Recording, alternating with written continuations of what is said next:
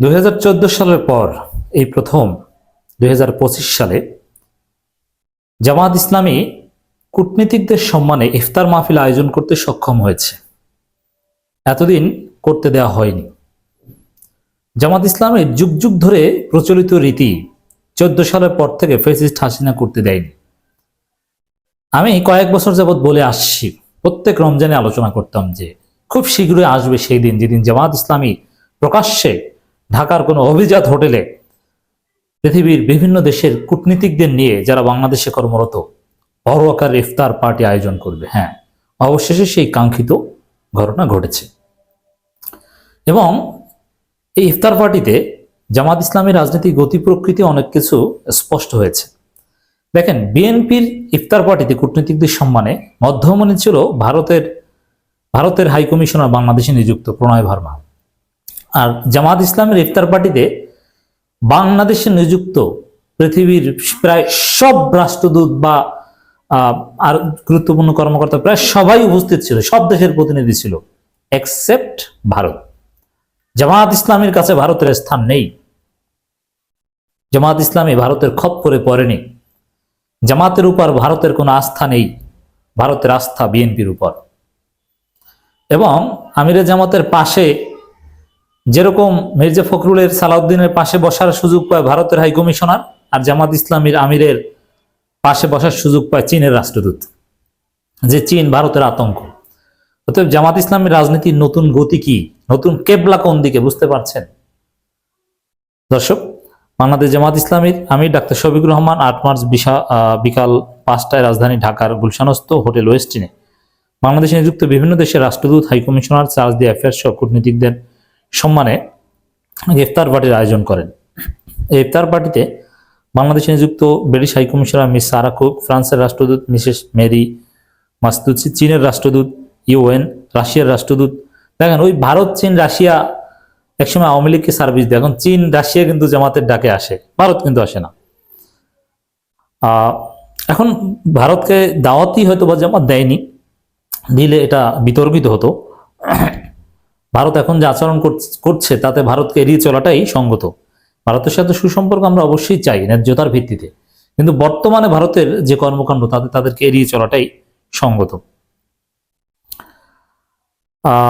এখানে রাশিয়ার রাষ্ট্রদূত ছিলেন, অস্ট্রিয়ার হাই কমিশনার ছিলেন, ইউরোপীয় ইউনিয়নের রাষ্ট্রদূত ছিলেন মিলার, ইরানের রাষ্ট্রদূত ছিলেন, তুরস্কের রাষ্ট্রদূত ছিলেন, মার্কিন যুক্তরাষ্ট্রের পলিটিক্যাল অ্যাফেয়ার্স তিনি ছিলেন, পাকিস্তানের হাই কমিশনার ছিলেন, দক্ষিণ কোরিয়ার রাষ্ট্রদূত, Morocco, Netherlands, Switzerland, Norway, Bharat, Bhutan, Singapore, Brunei, Denmark, Malaysia, Iraq, Vatican city, Canada, Brazil, Algeria, Kosovo, জাতিসংঘের মানবাধিকার প্রতিনিধি, IRI এবং NDPর আবাসিক প্রতিনিধি সহ বিভিন্ন দেশের কূটনীতিকবৃন্দ শরিক হন।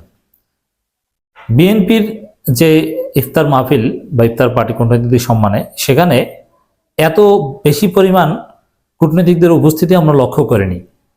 বিএনপির ইফতার পার্টি মার্ক হয়েছে প্রণয় ভার্মার উপস্থিতির মাধ্যমে। আর এখানে দেখেন কারা উপস্থিত হয়েছে, সবাই।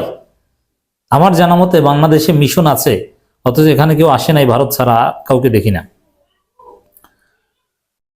ইফতারে সৌদি আরবের একটা উল্লেখ নেই, এটা সৌদি আরব তো আসে সবসময়, এটা হয়তো বা অন্য কোনো কারণ। ইফতার পার্টিতে বাংলাদেশ জামাত ইসলামীর অন্যান্য নেতৃবৃন্দের মধ্যে উপস্থিত ছিলেন সংগঠনের নায়েবে আমির ও সাবেক এমপি ডাক্তার সৈয়দ আব্দুল্লাহ মোহাম্মদ তাহের, মাওলানা আনোয়ার শামসুল ইসলাম, সেক্রেটারি জেনারেল ও সাবেক এমপি অধ্যাপক মে গোলাম পরোয়ার, সহকারী সেক্রেটারি জেনারেল মাওলানা ATM মাসুম, মাওলানা রফিকুল ইসলাম খান, মাওলানা জনাব হামিদুর রহমান আজাদ, মাওলানা আব্দুল হালিম, অ্যাডভোকেট মোয়াজ্জেম হোসেন হেলাল, অ্যাডভোকেট এহসানুল মাহবুব জুবাইর, কেন্দ্রীয় নির্বাহী পরিষদ সদস্য জনাব সাইফুল আলম খান মিলন, জনাব আব্দুর রব, অধ্যক্ষ মোহাম্মদ ইজ্জতুল্লাহ, কেন্দ্রীয় নির্বাহী পরিষদ সদস্য, কেন্দ্রীয় প্রচার ও মিডিয়া বিভাগের সেক্রেটারি অ্যাডভোকেট মতিউর রহমান আকন, কেন্দ্রীয় নির্বাহী পরিষদ সদস্য ঢাকা মহানগর দক্ষিণের আমির জনাব নুরুল ইসলাম বুলবুল, কেন্দ্রীয় নির্বাহী পরিষদ সদস্য ঢাকা মহানগর উত্তর আমির জনাব মোহাম্মদ সেলিম উদ্দিন, কেন্দ্রীয় নির্বাহী পরিষদ সদস্য জনাব মোবারক হোসেন, কেন্দ্রীয় কর্মপরিষদ সদস্য ও ঢাকা মহানগর দক্ষিণের সেক্রেটারি ডক্টর শফিউল ইসলাম মাসুদ, এছাড়া উত্তরের সেক্রেটারি ডক্টর রেজাউল করিম, কেন্দ্রীয় কর্মপরিষদ সদস্য ও অফিস সেক্রেটারি মাওলানা আফাম আব্দুল সত্তার, ইসলামী ছাত্র শিবির কেন্দ্রীয় সভাপতি জাহিদুল ইসলাম ও সেক্রেটারি নুরুল ইসলাম সাদ্দাম।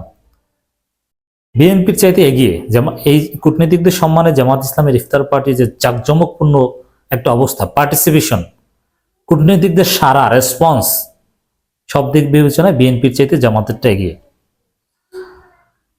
ইফতারের পূর্ব মুহূর্তে ডাক্তার শফিকুর রহমান ইফতার পার্টিতে উপস্থিত কূটনীতিকগণকে মোবারকবাদ জানিয়ে প্রদত্ত সংক্ষিপ্ত বক্তব্যে বলেন, আমরা সর্বপ্রথম মহান আল্লাহর কাছে কৃতজ্ঞতা জানাচ্ছি, যিনি ইফতারের আমাদের দীর্ঘ 11 বছর পরে ইফতার পার্টি আয়োজন করার সুযোগ করে দিয়েছেন। জামাত ইসলামী দীর্ঘদিন ধরে আমাদের বিদেশি বন্ধুদের সম্মানে ইফতার পার্টির ঐতিহ্য ধরে রেখেছিল, কিন্তু 2014 সালের পর থেকে আওয়ামী লীগ সরকার আমাদের ইফতার পার্টি আয়োজন করতে দেয়নি।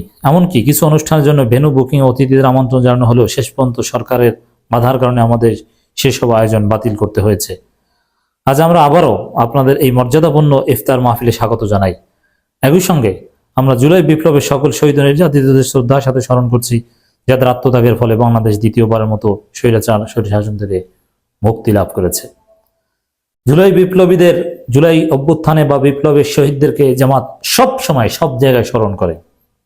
আমরা এমন এক সময় একত্রিত হয়েছি যখন সমগ্র মুসলিম বিশ্ব পবিত্র রমজানের মাহাত্ম্য উপভোগ করছে। রমজান শুধুমাত্র সিয়াম সাধনার মাস নয়, এটি আত্মশুদ্ধি, আত্মসংযম, আত্মনিবেদন করার মাস। রোজা রাখার মাধ্যমে আমরা নিঃস্ব অভাবগ্রস্ত মানুষের কষ্ট অনুধাবন করি, যাতে আমাদের হৃদয় সহমর্মিতার বীজ বপন করা হয়। সুবে সাদিক থেকে ধর্মীয় কথাও বলেছেন, কোরআনুল কারীমের আয়াত দিয়ে কথা বলেছেন, তারাবি নামাজ নিয়ে কথা বলেছেন। বাংলাদেশ গণতন্ত্র প্রতিষ্ঠা করা অত্যন্ত জরুরি, যাতে বিভিন্ন রাজনৈতিক শক্তির মধ্যে সহনশীলতা ও পারস্পরিক সম্প্রীতি বজায় থাকে। প্রতিষ্ঠাকালীন থেকেই বাংলাদেশ জামাত ইসলামী গণতান্ত্রিক ব্যবস্থার প্রতি প্রতিশ্রুতিবদ্ধ। 90-এর দশকে স্বৈরাচার বিরোধী আন্দোলনে জামাত ইসলামী গুরুত্বপূর্ণ ভূমিকা পালন করেছে। জামাত বাংলাদেশের সব গণতান্ত্রিক আন্দোলনে সামনের সারিতে থেকে গুরুত্বপূর্ণ ভূমিকা পালন করেছে। জামাতের ভুল বললে আপনি শুধু 71টা বলতে পারেন, এছাড়া সব জায়গায় বাংলাদেশ স্বাধীন হওয়ার পর জামাত কিন্তু ভুল করেনি। অনেকে সিএসির বেঈমান বলে, এটাও ভুল, এই ব্যাখ্যা আমরা দিয়েছি। গত 15 বছর জামাতের উপর কি নির্মম নির্যাতন হয়েছে সেটা আমির জামাত বলেছেন। বাংলাদেশ যেন আর কখনো পথ হারিয়ে না ফেলে, সেজন্য বর্তমান অন্তর্বর্তী সরকার বিভিন্ন রাষ্ট্রীয় কাঠামোতে সংস্কার কার্যক্রম হাতে নিয়েছে। বাংলাদেশ জামাত ইসলামী সংস্কার উদ্যোগকে স্বাগত জানায়। ওই চরমনের সাথে মিলের বিষয়টা আছে। পিআর সিস্টেমের কথাও আমির জামাত বলেছেন। পিআর নির্বাচন ব্যবস্থা চালুর পক্ষে আমরা জোরালো মতামত ব্যক্ত করেছি, চরমনায়ও বলেছে। একটি সুষ্ঠু রাজনৈতিক টেকসই শান্তি ও উন্নয়নের জন্য অপরিহার্য। আমাদের দায়িত্ব হলো প্রত্যেক নাগরিকের মতামতকে গুরুত্ব দেওয়া, প্রতিটি সম্প্রদায়ের প্রতিনিধি নিশ্চিত করা এবং দেশ গঠনে সবাইকে সমান সুযোগ দেওয়া। জামাত ইসলামী দৃঢ়ভাবে বিশ্বাস করে যে বাংলাদেশের সংখ্যাগুরু বা সংখ্যালঘু বলে কিছু নেই, বাংলাদেশের প্রতিটি নাগরিকের সমান অধিকার রয়েছে।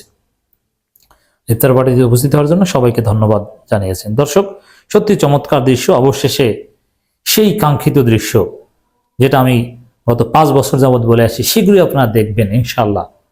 জামাত ইসলাম এবার করতে পেরেছে এবং এতটাই ভালোভাবে করতে পেরেছে যে বিএনপির চাইতেও জামাত এগিয়ে গেল কূটনীতিকদের রেসপন্সের দিক থেকে।